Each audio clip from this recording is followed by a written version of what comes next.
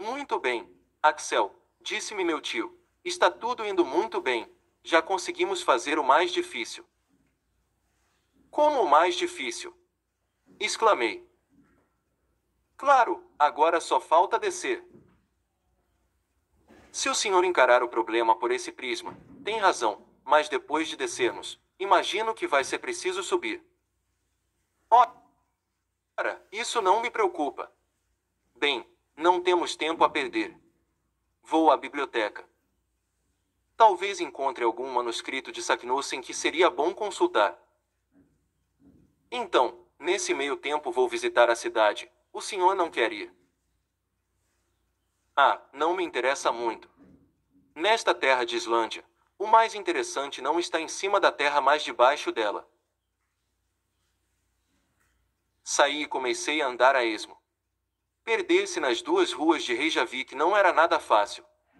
Não fui, portanto, obrigado a pedir informações, o que, na linguagem dos gestos, teria me exposto a muitos enganos. A cidade estende-se num solo bastante baixo e pantanoso entre duas colinas. Uma imensa corrente de lavas cobre-a de um lado e desce em rampas bastante suaves. Do outro, está a vasta baía de Faxa, cujo limite ao norte é a imensa geleira dos Sneffels, onde apenas a Valquíria estava ancorada naquele momento. Normalmente, as guardas pesqueiras inglesa e francesa permanecem ao lago, mas estavam então em serviço nas costas orientais da ilha. A rua mais comprida de Reykjavik é paralela à praia. Ali moram os comerciantes e negociantes em cabanas de toras dispostas na horizontal. A outra rua, situada mais a oeste, corre para um laguinho entre as casas do bispo e as de outras personalidades que não lidam com comércio. Em pouco tempo palmilhei as ruas mornas e tristes. Por vezes entrevia um pedacinho de gramado descolorido, como um velho tapete de lã puído ou uma espécie de horta com poucos legumes, batatas, repolhos e alface, que de tão mirrados pareciam crescer para servir de refeição a anõezinhos. Alguns goiveiros doentios tentavam também tomar um pouco de sol. No meio da rua não comercial, dei com um cemitério público fechado por uma parede de barro, onde não faltava lugar. Mais alguns passos e cheguei à casa do governador, um casebre, se comparado ao palácio do governo de Hamburgo, mas um palácio ao lado das cabanas da população islandesa. Entre o laguinho e a cidade, erguia-se a igreja, construída, segundo o gosto protestante, com pedras calcinadas que os vulcões fornecem à vontade. Seu teto de telhas vermelhas devia voar pelos ares quando fustigado pelo vento oeste, para grande prejuízo dos fiéis. Numa colina próxima, vi a escola nacional onde, como soube mais tarde, se lecionava hebraico, inglês, francês e dinamarquês, 4 línguas das quais, para minha vergonha, não conhecia uma única palavra. Seria o último dos 40 alunos do pequeno colégio, e indigno de dormir com eles naqueles armários de 2 divisões, nos quais os mais delicados se sentiriam sufocados desde a primeira noite. Em 3 horas já visitará não somente a cidade como também os arredores. Tudo parecia extremamente triste. Não havia árvores ou vegetação. Por toda parte as arestas marcadas das rochas vulcânicas. As cabanas dos islandeses são feitas de barro e turfa, as paredes inclinadas por dentro. Parecem tetos colocados no chão. Só esses tetos são pradarias relativamente férteis. Graças ao calor da moradia, a relva brota bastante bem. É cortada na época da ceifa, o que impede os animais domésticos de virem pastar nas casinhas verdejantes.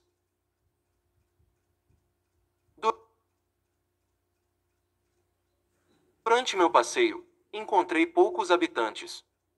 Ao voltar à rua comercial, vi a maior parte da população ocupada em secar, salgar e carregar bacalhaus, principal artigo de exportação.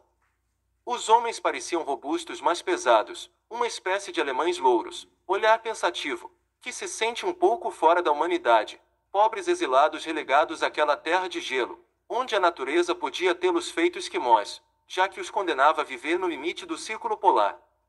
Tentava em vão surpreender um sorriso em seu rosto, riam às vezes por uma espécie de contração involuntária dos músculos, mas nunca sorriam. Seu traje consistia num grosseiro blusão de lã negra, conhecida nos países escandinavos como vadmel, um chapéu de grandes abas, calças com barras vermelhas e um pedaço de couro dobrado à guisa de calçado. As mulheres, de rosto triste e resignado, aspecto bastante agradável mas inexpressivo, vestiam um corpete e uma saia de vadmel escura. As mocinhas usavam em seus cabelos trançados em coroas um bonezinho de tricô marrom. As casadas amarravam na cabeça um lenço colorido, sobre o qual colocavam uma cimeira de tecido branco. Quando voltei de meu longo passeio à casa do Sr. Fridriksson, meu tio já se encontrava em companhia de seu anfitrião. X. O jantar estava pronto. Foi devorado com avidez pelo professor Lidembro, cuja dieta forçada a bordo transformará seu estômago num abismo profundo. O jantar, mais dinamarquês que islandês, nada tinha de notável em si, mas nosso anfitrião, mais islandês do que dinamarquês, lembrou-me os heróis da antiga hospitalidade. Pareceu-me evidente que nos sentíamos mais em casa do que ele mesmo. A conversa transcorria em língua indígena, que meu tio entremeava de alemão, e o Sr. Fridriksson, de latim, para que eu compreendesse. O assunto eram questões científicas, como convém a sábios, mas o professor manteve-se em sua reserva mais excessiva, e seus olhos recomendavam-me, a cada frase, um silêncio absoluto quanto aos nossos projetos futuros. Em primeiro lugar, o Sr. Fridriksson interessou-se pelos resultados das pesquisas de meu tio na biblioteca. Sua biblioteca. Não passam de livros truncados em estantes quase desertas. Exclamou o último. O quê? Respondeu o Sr. Fridriksson. Possuímos 8.000 volumes muito raros e preciosos, obras na antiga língua escandinava, e todas as novidades fornecidas todo ano por Copenhague. Onde estão esses 8.000 volumes? Só vi. Ah, Sr. Lidembro, eles percorrem o país. Todos gostam de estudar em nossa velha ilha de gelo, todo fazendeiro, todo pescador sabe ler e ler. Achamos que, em vez de ficarem embolorando numa estante, distantes de olhares curiosos, os livros se destinam a ser gastos pelos olhares dos leitores. Esses volumes passam de mão em mão, são folheados, lidos e relidos, e em geral só voltam à prateleira depois de 1 ano ou 2 de ausência. Enquanto isso, os estrangeiros, e disse meu tio com um certo despeito. O que podemos fazer? Os estrangeiros têm suas próprias bibliotecas, e para nós, é mais importante que nossos camponeses se instruam. Repito-lhe, o islandês tem amor pelo estudo. Em 1816, fundamos uma sociedade literária que vai indo muito bem. Os cientistas estrangeiros sentem-se honrados de participarem dela. Publica livros destinados à educação de nossos compatriotas e presta inúmeros serviços ao país. Se o senhor quiser ser um de nossos membros correspondentes, Sr. Lidembro, pode estar certo de que nos dará muito prazer. Meu tio, que já pertencia a uma centena de sociedades científicas, aceitou o convite com tanto reconhecimento que tocou o Sr. Fridriksson. Agora, retomou o último, diga-me quais livros o senhor esperava encontrar em nossa biblioteca, e talvez eu possa informá-lo a respeito deles. Olhei para meu tio, que hesitava em responder, já que isso se referia diretamente a seus projetos. Após refletir, porém, resolveu falar. Sr. Fridriksson, disse, gostaria de saber se entre suas obras antigas não há algumas de Arne Saknussemm. Arne Saknussemm, respondeu o professor de Reykjavik. O senhor está falando do cientista do século XVI, ao mesmo tempo grande naturalista, grande alquimista e grande viajante. Precisamente. Uma das glórias da literatura e da ciência islandesa. Exatamente. Um homem mundialmente ilustre. Com toda a certeza. E cuja audácia beira a genialidade. Estou vendo que o senhor o conhece bem. Meu tio quase se afogava na alegria de ouvir falar de seu herói dessa forma. Devorava o Sr. Fridriksson com os olhos.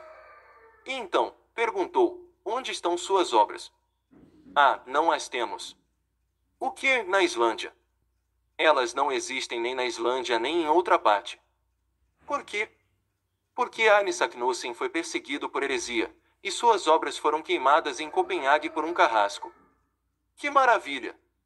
Perfeito! Gritou meu tio, para grande escândalo do professor de ciências naturais. Como?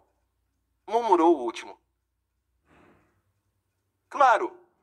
Está tudo explicado, tudo se encaixa.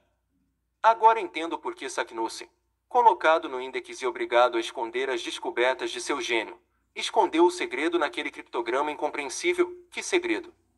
Perguntou o Sr. Fridriksson com ansiedade. Um segredo do qual? Respondeu meu tio balbuciando. O senhor teria algum documento em especial? Continuou nosso anfitrião. Não, foi uma mera suposição. Bem, respondeu o Sr. Fridriksson, que foi gentil a ponto de não insistir ao ver a perturbação de seu interlocutor. Espero, acrescentou, que o senhor não deixe nossa ilha antes de esgotar suas riquezas mineralógicas. É claro que não, respondeu meu tio. Mas acho que estou chegando tarde demais. Já passaram cientistas por aqui. Sim, Sr. Lidenbrock. Os trabalhos de Olafsen e Povelsen, executados por ordem do rei, os estudos de Troil, a missão científica de Gaimard e Robert, a bordo da corveta francesa La Recherche, e, nos últimos tempos, as observações dos cientistas da fragata La Reine Hortense, a Rainha Hortência, contribuíram muito para o reconhecimento da Islândia. Mas tenho certeza de que ainda há muito por fazer. O senhor acha? Perguntou meu tio com um ar ingênuo, tentando atenuar o brilho de seus olhos. Sim, quantas montanhas, geleiras e vulcões pouco conhecidos ainda há para estudar. Por exemplo, veja aquele monte que se ergue no horizonte. É o Sneffels. Ah! Surpreendeu-se meu tio. O Sneffels. Sim, é um dos vulcões mais curiosos, cuja cratera é raramente visitada. Extinto. Ah, extinto há 500 anos. Muito bem, respondeu meu tio, que cruzava as pernas freneticamente para não pular. Tenho vontade de começar meus estudos por esse Cefel. Fecel, como se chama? Sneffels, esclareceu o excelente Sr. Fridriksson. Essa parte da conversa acontecerá em latim.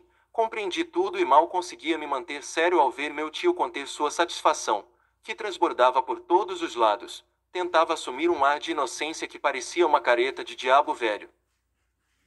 Sim, continuou. Depois do que o senhor falou, tomei uma decisão. Vamos tentar escalar os Sneffels, talvez até estudar sua cratera. Lamento, respondeu o Sr. Fridriksson, que minhas ocupações me impeçam de ausentar-me. Teria o maior prazer em acompanhá-los. Oh, não, não, respondeu meu tio rapidamente. Não queremos incomodar ninguém, Sr. Fridriksson, agradeço-lhe de coração. A presença de um sábio como o senhor seria muito útil, mas os deveres de sua profissão. Gosto de pensar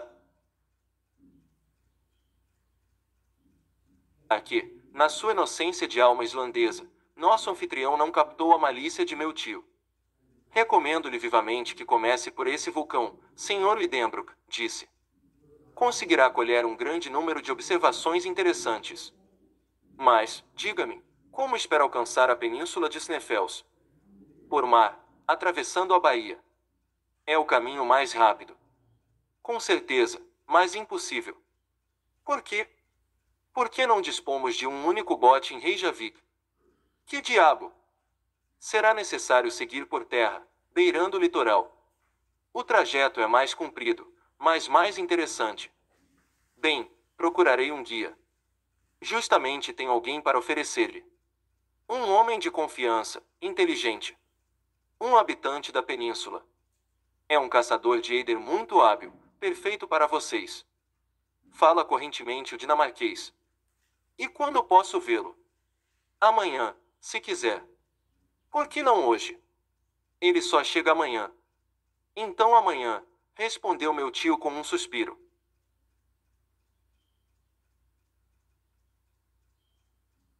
Aquela conversa importante terminou alguns minutos depois com agradecimentos calorosos do professor alemão ao professor islandês.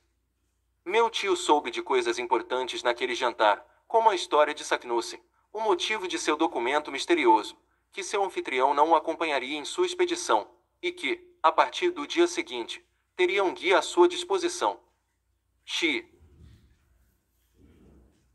À noite, dei um passeio rápido pelas costas de Reykjavik e voltei cedo para deitar-me em minha cama de tábuas grandes, onde adormeci num sono profundo.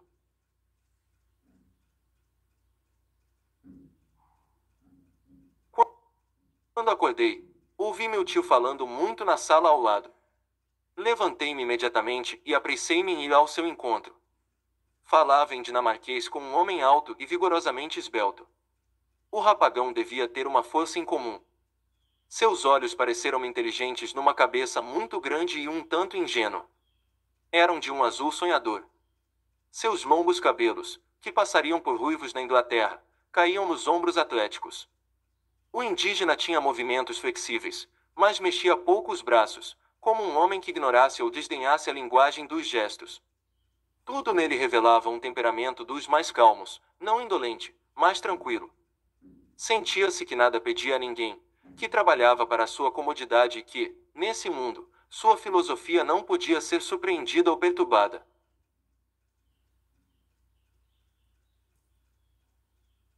Percebi as nuances daquele temperamento pela forma como o islandês ouvia a verborragia ardente de seu interlocutor. Estava de braços cruzados, imóvel, em meio às inúmeras gesticulações de meu tio. Para negar, sua cabeça virava da esquerda para a direita. Para afirmar, inclinava-se tão pouco que seus longos cabelos mal se mexiam. Uma economia de movimentos que beirava a avareza. Se eu visse aquele homem, nunca adivinharia sua profissão de caçador, nunca devia amedrontar a caça, mas então, como a pegava? Tudo se esclareceu quando o Sr. Fredrickson me disse que o tranquilo personagem não passava de um caçador de eider, pássaro cuja penugem constitui a grande riqueza da ilha. De fato, essa penugem chamava-se edredom, e não é preciso muito movimento para pegá-la. Nos primeiros dias de verão, a fêmea do eider, espécie de pato bonito, vai construir seu ninho entre os rochedos dos fiordes, cuja costa é franjada. Construído o ninho, forra-o com plumas finas que arranca do ventre. Logo chega o caçador, ou melhor, o negociante, pega o ninho, e a fêmea faz tudo de novo. Isso continua até que sua penugem acabe. Quando a fêmea está completamente depenada, cabe ao macho arrancar as suas penas. Como sua penugem é dura e grosseira, o caçador não se dá ao trabalho de roubar o leito da ninhada. O pássaro consegue assim concluir seu ninho. A fêmea põe os ovos, os passarinhos nascem, e no ano seguinte recomeça a coleta do edredom. Ora, como o eider não escolhe para seu ninho as rochas escarpadas e sim as rochas fáceis e horizontais que vão se perder no mar, o caçador islandês conseguia exercer sua profissão sem grande agitação. Não passava de um fazendeiro que não era obrigado a semear nem a ceifar, apenas a colher. O personagem grave, fleumático e silencioso chamava-se Hans Belk, fora. Recomendado pelo Sr. Fredrickson. Era nosso futuro guia. Suas maneiras contrastavam singularmente com as de meu tio. Entenderam-se, entretanto, com facilidade.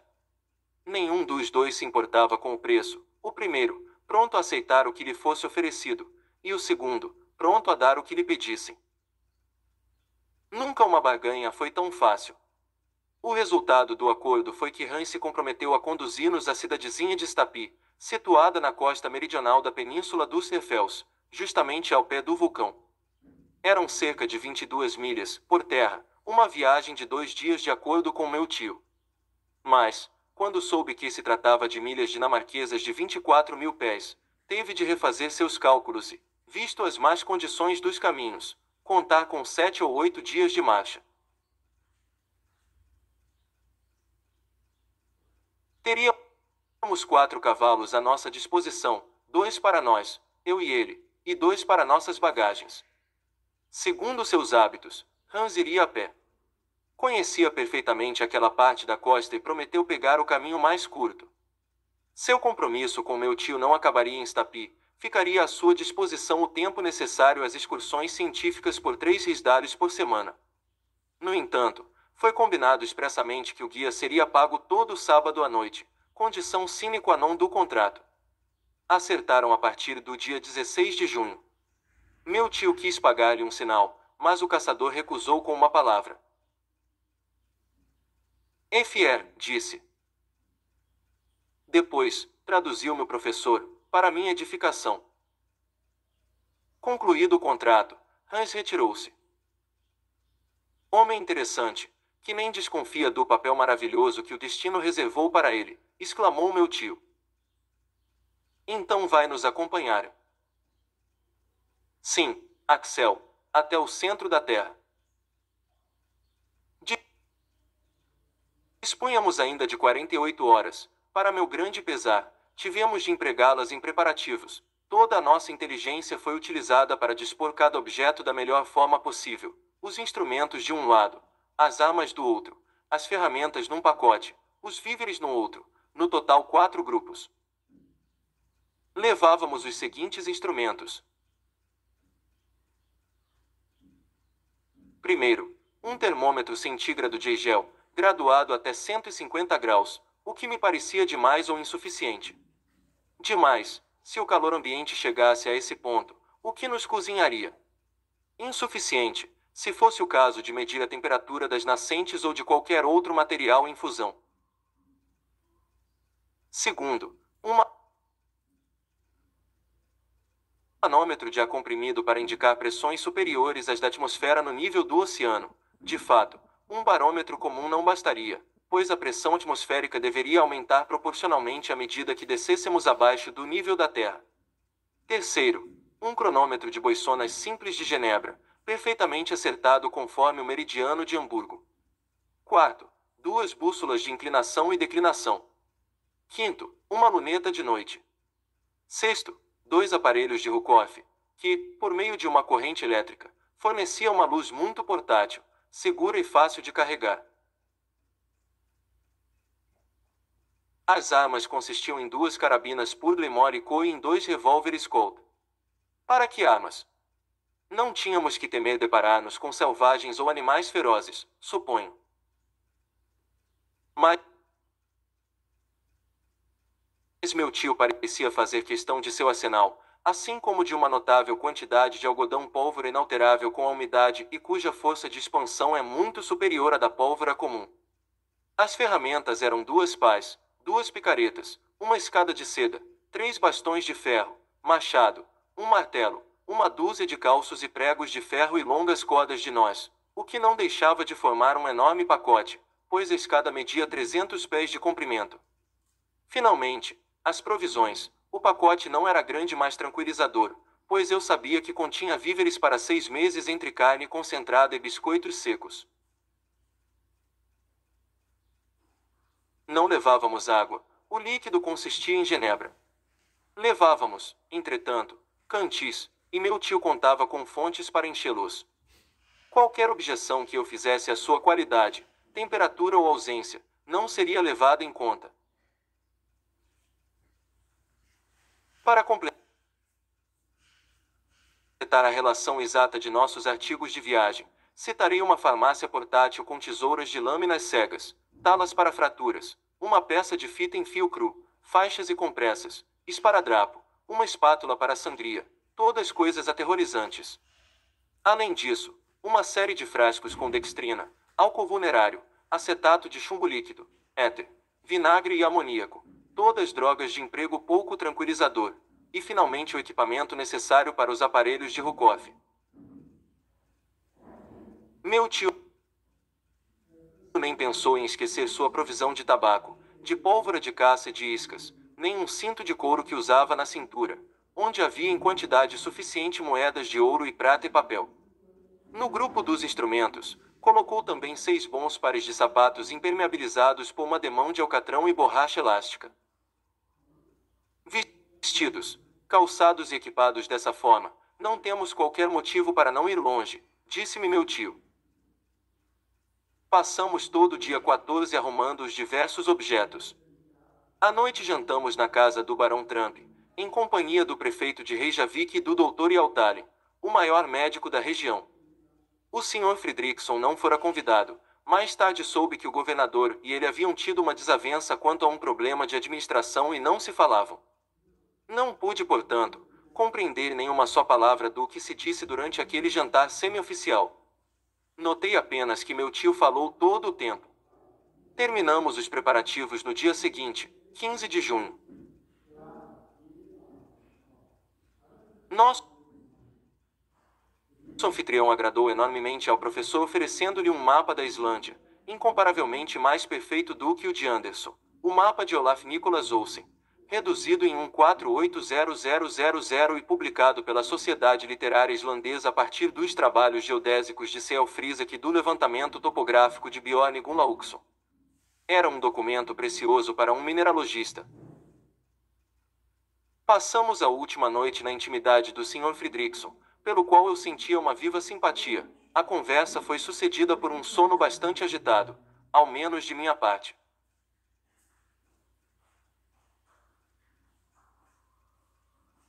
Às 5 da manhã, o relincho de 4 cavalos que pateavam sob minha janela acordou-me. Vesti-me depressa e desci para a rua. Hans acabava de carregar nossas bagagens sem se mexer, se é que posso dizer isso. Trabalhava, entretanto, com uma habilidade incomum. Meu tio mais fazia barulho do que ajudava, e o guia parecia pouco se importar com suas recomendações. Ficou tudo pronto às 6 horas. O Sr. Fredrickson apertou-nos as mãos. Meu tio agradeceu-lhe enfaticamente em islandês pela hospitalidade. Eu tentei esboçar no meu melhor latim alguma saudação cordial, depois montamos, e o Sr. Fredrickson endereçou-me, com seu último adeus, este verso de Virgílio, que parecia ter sido feito para nós, viajantes de rota incerta. E quacum que viam dederit fortuna sequamur. 12. Partimos com o tempo encoberto mas estável. Não teríamos de nos preocupar nem com calores cansativos nem com chuvas desastrosas. Um tempo próprio para o turismo. O prazer de galopar por um país desconhecido deixava-me de bom humor naquele início de aventura. Sentia toda a felicidade, todo o prazer e liberdade de um excursionista. Começava a gostar da viagem. Afinal, o que estou arriscando, dizia-me. Viajar por um país dos mais curiosos, escalar uma montanha bastante notável, na pior das hipóteses, descer ao fundo de uma cratera extinta. É evidente que Saknussemm só fez isso. Quanto à existência de uma galeria que acaba no centro do globo, pura imaginação. Pura impossibilidade. Vou tratar, então, de aproveitar o que a expedição tende. Bom sem maiores problemas. Quando concluí esse raciocínio, já havíamos saído de Reykjavik. Hans caminhava à frente num passo rápido, igual e constante. Os 2 cavalos carregados com nossas bagagens seguiam-nos sem que fosse necessário conduzi-los. Eu e meu tio íamos atrás sem nos sairmos muito mal em nossos animais pequenos mais vigorosos. A Islândia é uma das maiores ilhas da Europa. Estende-se por 1.400 milhas e só conta com 60.000 habitantes. Os geógrafos dividiram-na em 4 quartos, e tínhamos de atravessar quase obliquamente o que tem o nome de região de quarto do Sudvesturfjordur. Ao deixarmos Reykjavik, Hans seguirá imediatamente para a beira do mar. Atravessávamos magras pastagens que faziam o maior esforço para ser verdes, tinham maior facilidade em ser amarelas. Os cimos rugosos das massas traquíticas apareciam no horizonte entre as brumas do leste, e por momentos algumas placas de neve, concentrando a luz difusa, resplandeciam nas inclinações dos cumes afastados. Alguns picos, mais ousados, perfuravam as nuvens cinzentas e reapareciam acima dos vapores moventes como escoros que emergiam em pleno céu. Muitas vezes essas cadeias de rochas áridas lançavam uma de suas pontas ao mar e cortavam as pastagens, mas sempre havia lugar suficiente para passar. Além disso, nossos cavalos escolhiam instintivamente os lugares propícios sem nunca diminuir a marcha. Meu tio nem tinha o consolo de excitar sua montaria com a voz ou com o chicote, não lhe era permitido ser impaciente. Não podia evitar sorrir ao vê-lo tão alto em seu cavalinho, e como suas pernas compridas roçavam o chão, parecia um centauro de 6 pés. Que, que ótimo animal! Que ótimo animal! Dizia. Você vai ver, Axel, nenhum animal é mais inteligente que o cavalo islandês. Nada o detém, nem neves, nem tempestades, nem caminhos impraticáveis, nem rochedos, nem geleiras, nada. É corajoso, comedido, seguro. Nunca dá um passo em falso, nunca tem reações inesperadas. Diante de qualquer rio, qualquer fiorde, lança-se sem hesitar na água como um anfíbio e alcança a margem oposta. Não devemos apressá-lo, deixemo-lo agir, e, estimulando-nos uns aos outros, faremos 10 léguas por dia. Nós com certeza, respondi, mas e o guia? Ele não me preocupa. Essa gente caminha sem perceber. Esse daí mexe-se tão pouco que não deve se cansar. Além disso, se houver necessidade, poderei ceder-lhe minha montaria. Logo terei cãibras se não me movimentar. Os braços vão bem, mas tenho de pensar nas pernas. Avançávamos num passo rápido. A região já era quase deserta. Aqui e ali, algum boer solitário de madeira, barro e pedaços de lava parecia como um mendigo à beira de uma trilha vazia.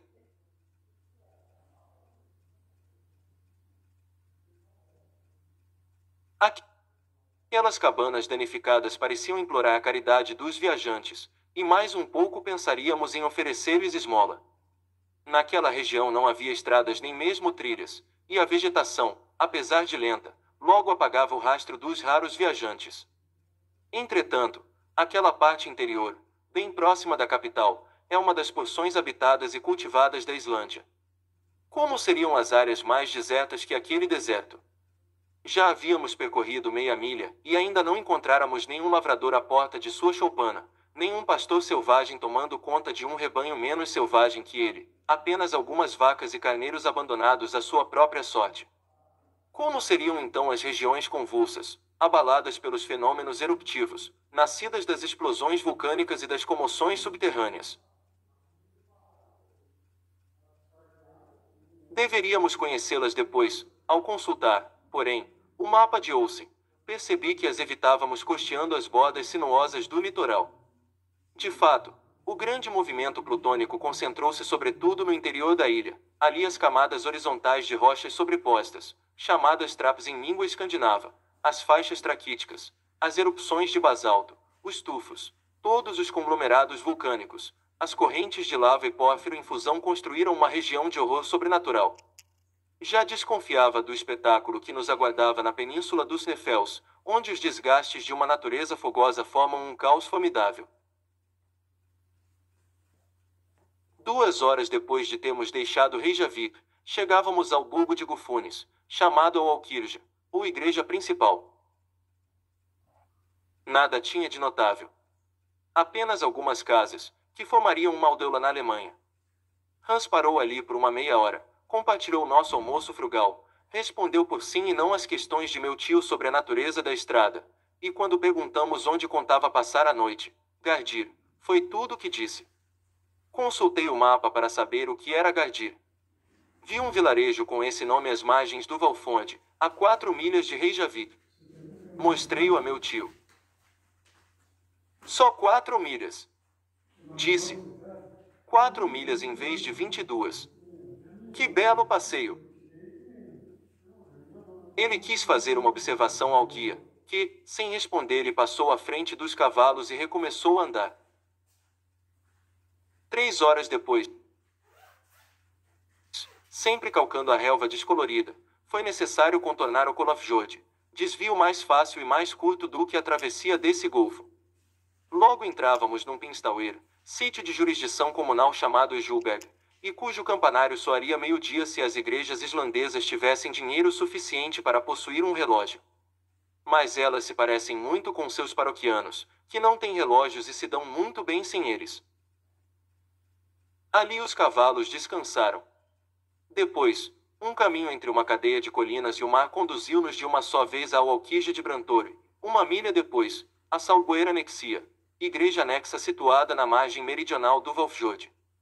Eram 4 da tarde e percorréramos 4 milhas. Naquele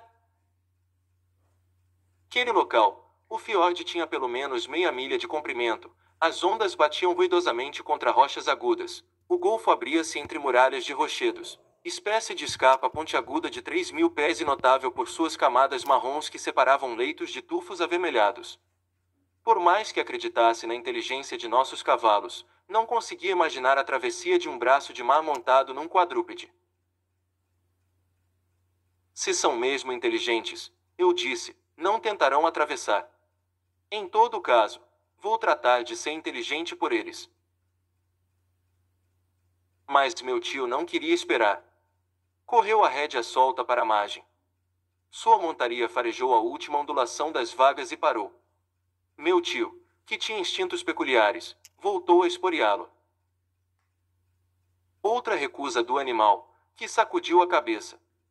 Palavrões e chicotadas, mais coices do animal, que começaram a desacorçoar o cavaleiro. Finalmente, inclinando-se, o cavalinho libertou-se das pernas do professor e deixou-o plantado sobre 2 pedras da margem, como o colosso de Rhodes. Ah, maldito animal! Exclamou o cavaleiro, subitamente transformado em pedestre, e envergonhado como um oficial de cavalaria rebaixado a soldado de infantaria.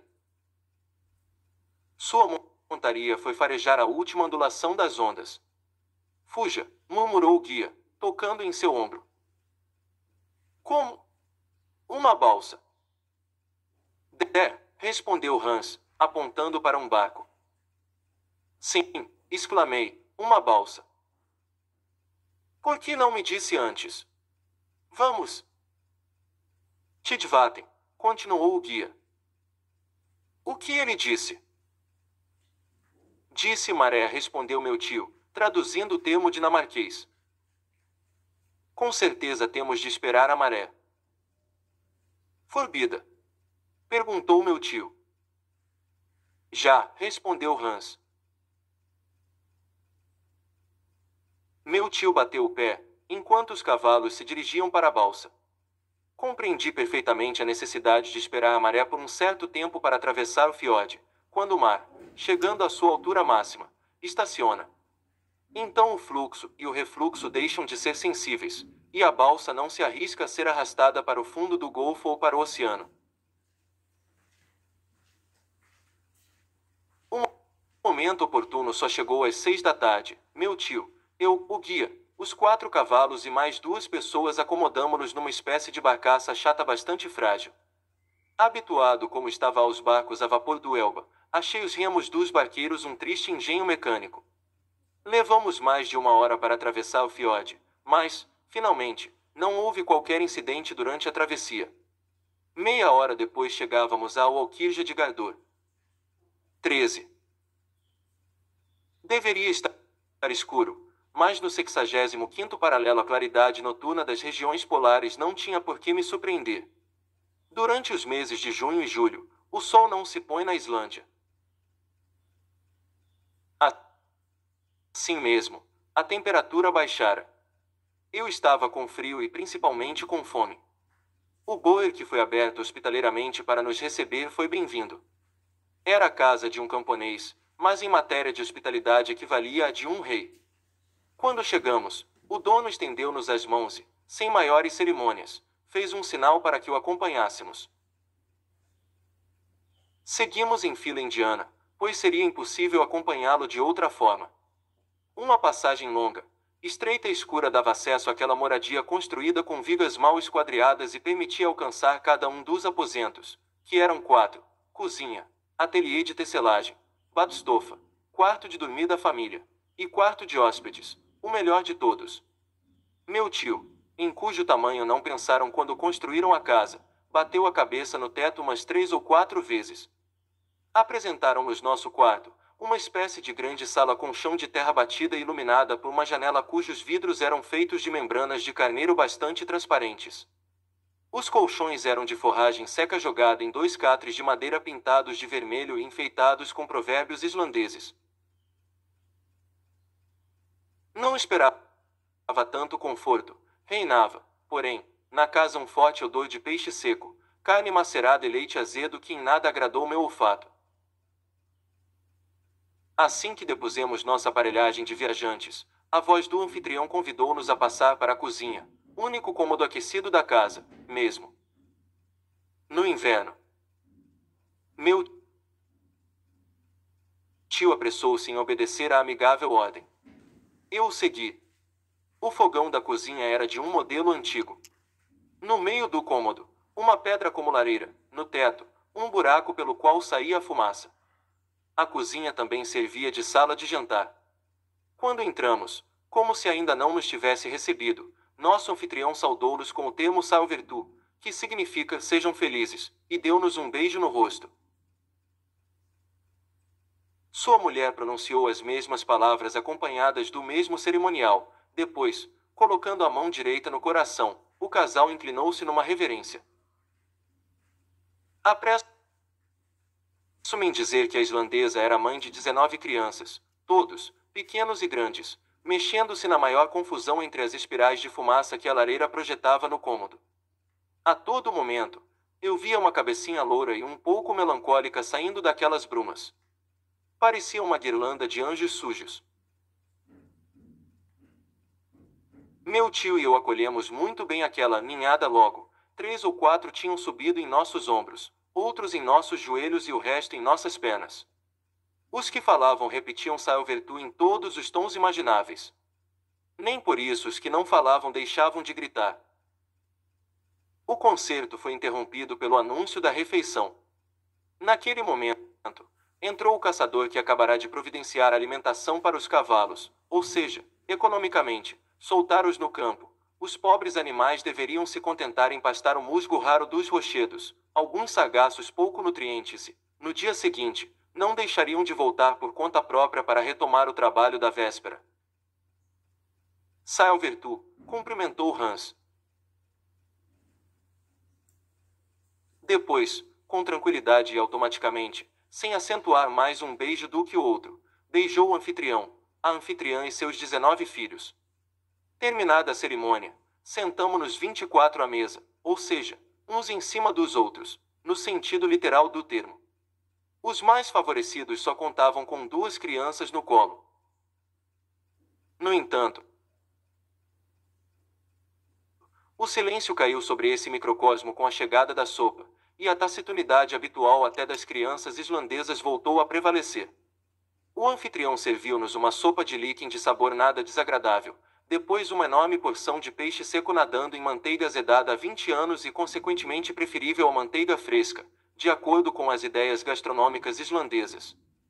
Também havia SKYR, espécie de leite coalhado, acompanhado de biscoitos e temperado com suco de baga de genebra.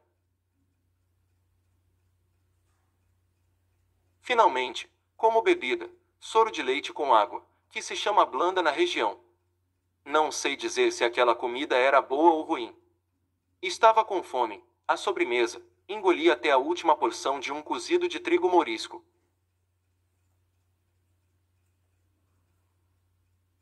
Terminado o jantar, as crianças desapareceram, os adultos dispuseram-se ao redor da lareira, onde queimava turfa, uze, estrume de vaca e ossos de peixe seco.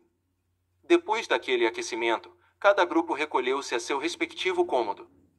A dona da casa ofereceu-se, segundo costumes, para tirar nossas calças e nossas meias, mas não insistiu diante da nossa recusa, das mais graciosas, e pude finalmente aconchegar-me em minha cama de forragem. No dia seguinte, às 5 horas, despedíamos-nos do camponês islandês. Meu tio teve muita dificuldade em fazer com que aceitasse uma remuneração decente, e Hans deu o sinal da partida. A 100 passos de Gardor, o terreno começou a mudar de aspecto. O solo tornou-se pantanoso e menos favorável para a caminhada. À direita, a série de montanhas prolongava-se indefinidamente como um imenso sistema de fortificações naturais, cuja contraescarpa acompanhávamos. Com frequência éramos obrigados a atravessar vales, e sem molhar demais a bagagem. A região tornava-se cada vez mais desértica. Por vezes, no entanto, uma sombra humana parecia fugir ao longe. Se algum desvio de nosso rumo nos aproximava inesperadamente de um desses espectros, sentia um certo nojo ao ver a cabeça inchada, sem cabelos, a pele reluzente e as feridas repelentes que apareciam sob os trapos miseráveis. A infeliz criatura não estendia sua mão deformada, ao contrário, fugia, mas não rápido o suficiente para escapar ao salvertu costumeiro de Hans. Spetels, dizia. Um leproso, repetia meu tio. E só aquela palavra já provocava repulsa. A horrível afecção da lepra é bastante comum na Islândia, não é contagiosa, mas hereditária, e esses miseráveis são proibidos de casar-se. Aquelas aparições em nada alegravam a paisagem, que se tornava profundamente triste. Os últimos tufos de relva vinham morrer a nossos pés. Nenhuma árvore, a não ser alguns feixes de bétulas anãs parecidas com urzes. Nenhum animal, a não ser alguns cavalos daqueles que seu dono não conseguia alimentar e que erravam pelas planícies mornas. Por vezes um falcão planava nas nuvens cinzentas e escapava voando rápido para as regiões do sul. A melancolia daquela natureza selvagem impregnava-me, e minhas lembranças levavam-me de volta à minha terra natal. Logo foi preciso atravessar vários pequenos fiordes de menor extensão e, finalmente, um verdadeiro golfo. Paralisada, então, a maré permitiu que o atravessássemos sem aguardar e alcançássemos a aldeia de Alftanes, situada 1 milha além. À noite, após termos atravessado o val de 2 rios repletos de trutas e lúcios, o Alfa e o Eta, fomos forçados a abrigar-nos num casebre abandonado, digno de ser assombrado por todos os duendes escandinavos. Com toda a certeza, o espírito do frio elegera o pardieiro como domicílio e fez das suas durante toda a noite. O dia seguinte passou sem qualquer incidente notável. Sempre o mesmo solo pantanoso, a mesma uniformidade, a mesma fisionomia triste. À noite já completáramos a metade de nosso percurso e dormimos na anexia de Crozol. No dia 19 de junho, um terreno de lava estendeu-se sob nossos pés por cerca de 1 milha. Essa disposição do solo é chamada rau na região. A forma da lava enrugada na superfície era de cabos ora alongados, ora enrolados sobre si mesmos. Uma imensa corrente descia das montanhas próximas, vulcões hoje extintos, mas cujos vestígios atestavam a violência passada. Ainda assim, algumas fumaças de fontes quentes rastejavam aqui e ali. Não dispunhamos de tempo para observar esses fenômenos, precisávamos prosseguir viagem. Logo o solo pantanoso reapareceu a nossos pés, recortado por laguinhos. Rumávamos então para o oeste. De fato, déramos a volta na grande baía de Faxa, e o duplo cume branco dos Nefels erguia-se nas nuvens a menos de 5 milhas. Os cavalos andavam bem, as dificuldades do solo não os detinham. Quanto a mim, começava a ficar muito cansado. Meu tio continuava firme e ereto como no primeiro dia. Não podia deixar de admirá-lo, nem a ele, nem ao caçador que considerava a expedição um simples passeio. No sábado, dia 20 de junho, chegávamos a Budir, aldeia situada à beira do mar, e o guia reclamou o pagamento combinado. Meu tio acertou as contas com ele. Foi a própria família de Hans, ou seja, seus primos, irmãos e tios, quem nos ofereceu hospitalidade. Fomos muito bem recebidos, e sem abusar da boa vontade dessa gente simpática, bem que gostaria de me recuperar em sua casa do cansaço da viagem. Mas meu tio, que não tinha do que se recuperar, nem pensou no assunto, e no dia seguinte foi preciso montar novamente em nossos animais. O solo ressentia-se da vizinhança da montanha, cujas raízes de granito saíam da terra, como as de um antigo carvalho. Contornávamos a imensa base do vulcão. O professor não o perdia de vista, gesticulava, parecia desafiá-lo e dizer: eis o gigante que domarei. Finalmente, após 4 horas de percurso, os cavalos pararam por conta própria à porta do presbitério de Stapi. 14. Stapi é uma aldeia de cerca de 30 cabanas, construída em plena lava sob os raios de sol refletidos pelo vulcão. Estende-se no fundo de um pequeno fiord encastrado numa muralha basáltica bastante estranha. Sabemos que o basalto é uma rocha marrom de origem ígnea. Suas formas regulares surpreendem por sua disposição. Aqui a natureza procede de forma geométrica e trabalha à maneira dos homens, como se manejasse o esquadro, o compasso e o fio de prumo. Em todos os outros lugares, seus trabalhos artísticos consistem em grandes massas jogadas desordenadamente, em cones mal esboçados, em pirâmides imperfeitas, em uma estranha sucessão de linhas. Aqui, querendo dar o exemplo de regularidade precedendo os arquitetos das primeiras eras, criou uma ordem rígida, jamais superada pelos esplendores da Babilônia, nem pelas maravilhas da Grécia Antiga. Já ouvirá falar da calçada dos gigantes na Irlanda e da gruta de Fingal numa das Hébridas, mas nunca vira o espetáculo de uma substrução basáltica. Em Stapi, esse fenômeno exibia-se em toda a sua magnificência. A muralha do fiord, assim como toda a costa da península, era composta de uma série de colunas verticais de 30 pés de altura. Esses fustes retos da mais pura proporção sustentavam uma arquivolta feita de colunas horizontais, cujo desaprumo formava uma semi-abóbada acima do mar. A intervalos regulares, sob essa cisterna natural, o olhar surpreendia aberturas ogivais de um desenho admirável, através das quais as ondas do mar se precipitavam, espumantes. Alguns pedaços de basalto, arrancados pela fúria do oceano, estendiam-se pelo chão como ruínas de um templo antigo, ruínas eternamente viçosas sobre as quais os séculos passavam sem desgastá-las. Era a última etapa de nossa viagem terrestre, para onde Hans nos conduzira com inteligência, e eu me sentia tranquilo com o fato de que ele continuaria nos acompanhando. Ao chegarmos à porta da casa do pároco, cabana simples e baixa, nem mais bela nem mais confortável que as vizinhas, vi um homem ferrando um cavalo, martelo na mão e avental de couro amarrado à cintura. "Escrever tu", disse-lhe o caçador. "God dag", respondeu-lhe o ferrador num perfeito dinamarquês. "Kirkoerd", murmurou Hans, voltando-se para meu tio.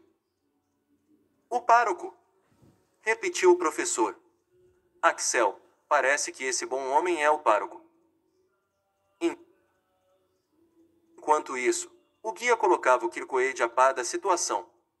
O pároco parou de trabalhar e deu uma espécie de grito muito usado entre os criadores de cavalos e contratadores de gado. Imediatamente uma megera enorme saiu da cabana.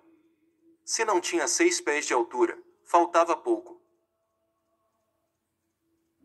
Temi que ela viesse oferecer o beijo islandês aos viajantes, mas nada disso aconteceu e nem se deu ao trabalho de ser mais gentil ao convidar-nos para entrar em sua casa. O cômodo dos forasteiros pareceu-me o pior do presbitério, estreito, sujo e infecto, mas tivemos de contentar-nos com ele. O pároco, com certeza, não praticava a hospitalidade à antiga. Longe disso. Antes do final do dia, constatei que estávamos tratando mais com um ferreiro, um pescador, um caçador e um carpinteiro do que com um ministro de Deus. É verdade que era um dia útil. Talvez melhorasse aos domingos. Não quero falar mal desses pobres padres, que afinal de contas são bem miseráveis. Recebem um tratamento ridículo do governo islandês e seu salário consiste num quarto do dízimo de sua paróquia, o que nem chega a 60 marcos. Daí a necessidade de trabalhar para viver, mas de tanto pescar, caçar e ferrar cavalos, acabam absorvendo as maneiras, o tom e os costumes dos caçadores, pescadores e outras pessoas um tanto rudes. Naquela mesma noite, percebi que a sobriedade não era uma das virtudes de nosso anfitrião. Meu tio logo compreendeu o gênero de homem com que estava lidando. Em vez de um cientista ousado e digno, encontrava um camponês difícil e grosseiro. Resolveu, portanto, iniciar quanto antes sua grande expedição, para abandonar aquele cura pouco hospitaleiro. Nem deu atenção a seu cansaço e resolveu ir passar alguns dias nas montanhas. Começamos, portanto, a preparar a partida no dia seguinte à nossa chegada a Stapi.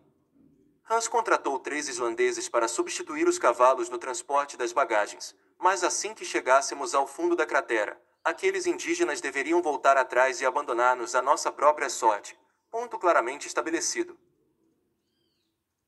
Naquele momento, meu tio teve de contar ao caçador que sua intenção era explorar o vulcão até seus últimos limites.